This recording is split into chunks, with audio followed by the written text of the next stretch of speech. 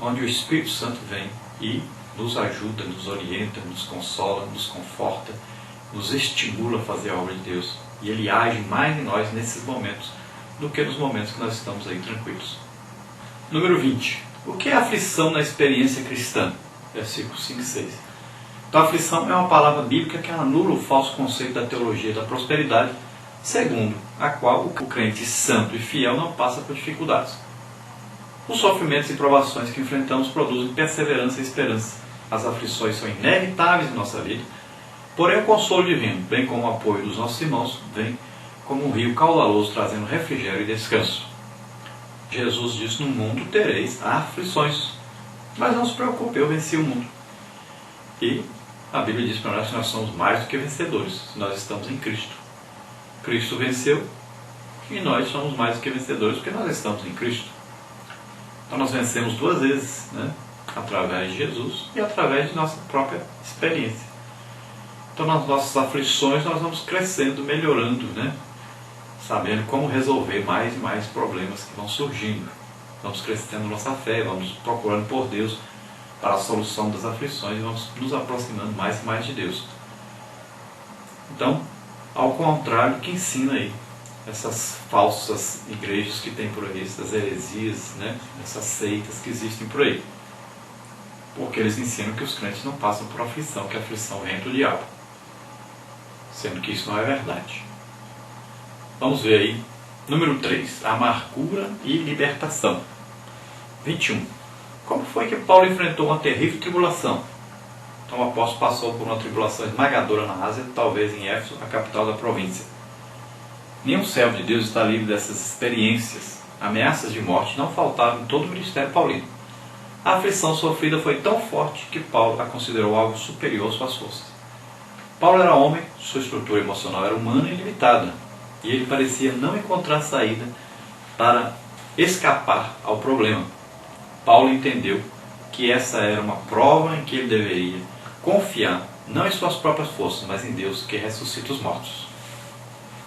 Então veja só, Paulo chegou ao ponto de achar que não tinha mais jeito, que ele ia morrer mesmo. Não sabemos onde foi, em que ocasião, parece que em Éfeso, mas não temos certeza. Mas Paulo chegou a se desesperar pela sua vida, achar que tinha acabado, que ia morrer mesmo. Mas naquele momento ele se lembrou de Deus, que Deus é capaz de ressuscitar até os mortos, né? E ele se entregou totalmente a Deus. Ele confiou totalmente a sua vida a Deus. Naquele momento, tanto faz se ele ficar vivo ou se ele morrer. Ele sabe que está com Deus. E Deus naquela hora fez a escolha: não, eu quero que você continue vivo pregando o Evangelho. Mas se Deus resolvesse que Paulo deveria morrer naquele momento, pronto, ele morria feliz, estava com Deus. É isso que quer dizer. Não que Paulo tinha se desesperado porque ia morrer, pronto, acabou tudo. Ah, meu Deus, não posso morrer, senão eu estou perdido. Nada disso. Paulo entregou totalmente a sua vida a Deus naquele momento, pensando que já ia mesmo passar para a eternidade. Mas Deus, como é soberano, escolheu deixar Paulo vivo para continuar pregando o Evangelho. Muitos são enviados para países onde o Evangelho é pouco aceito, ou às vezes até um país onde o Evangelho é aceito. E essa pessoa sofre lá uma perseguição e de repente é morto, é assassinado, porque estava pregando o Evangelho. Então Deus permitiu. Não pense que morreu porque era um pecador, porque fez alguma coisa errada. Não. Tudo tem o seu proveito na obra de Deus. Deus chama uns que essa pessoa vai morrer. Chama outro que não vai morrer pregando o Evangelho. Então Deus é que sabe, Ele é que controla. Nós devemos confiar inteiramente nele, e confiar a nossa própria vida inteiramente a Ele. Ele é o autor da vida, é o dono, Ele sabe o que faz. Nós devemos ter essa total confiança em Deus. E Paulo entregou totalmente sua vida a Deus, e Deus resolveu deixá-lo vivo para continuar pregando o Evangelho. Quando chegou o momento de Paulo morrer, Deus também permitiu. Deus não impediu que Paulo fosse morto no final da sua vida. Então tem um momento. Quem está no controle é Deus. Número 22. Paulo confia em Deus para a sua libertação. complete. O texto diz: o qual nos livrou de tão grande morte e livrará, em quem esperamos, que também nos livrará ainda. A expressão tão grande morte indica que o fim parecia-lhe inevitável. Mas Deus o livrara. A experiência dava-lhe consolo e ânimo para que, em todas as situações, crer e esperar em um Deus que é também o nosso Pai amoroso. Então Paulo, ele diz aí sua viva esperança de um dia estar com Deus e entrega totalmente o seu destino na mão de Deus. Livrou e ele diz: me livrará ainda da morte várias vezes. E espero que ele livre, porque eu quero continuar pregando o Evangelho. Mas se não livrar, estou no céu.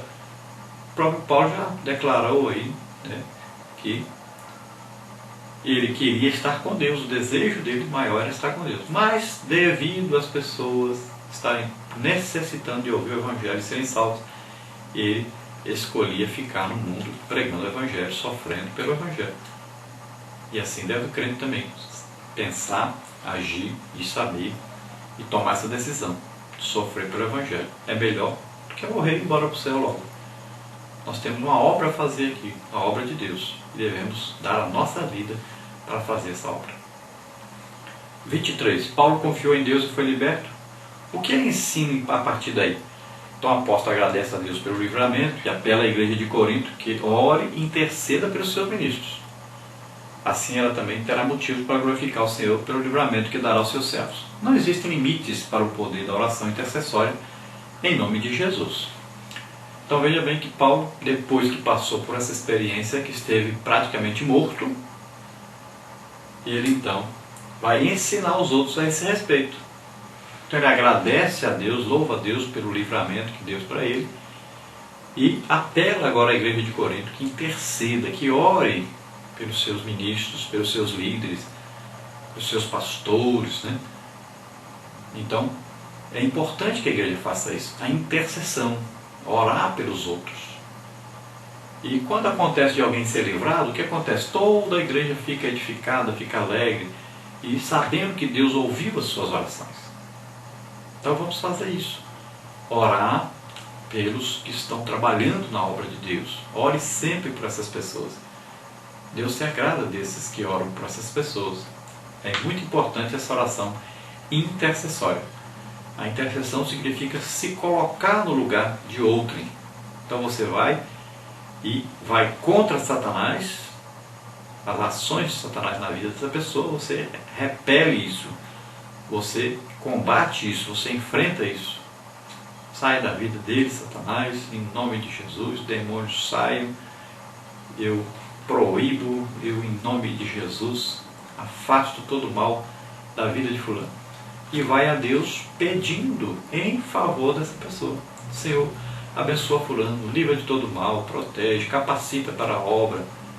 Então isso que é a oração de intercessão. É se colocar no lugar da pessoa, ir contra Satanás e pedindo a Deus a favor dessa pessoa. Depois nós vamos ver conclusão, para completar. Nesta lição aprendemos que o cristão passa por muitas aflições, mas o Senhor sempre o ajuda a enfrentá-las. Deus está conosco antes, durante e após as provações. O Senhor Jesus Cristo não nos desampara nunca.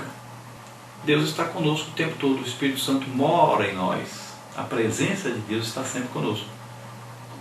Antes de nós entrarmos em alguma provação, o Espírito Santo já nos capacita a passar por ela.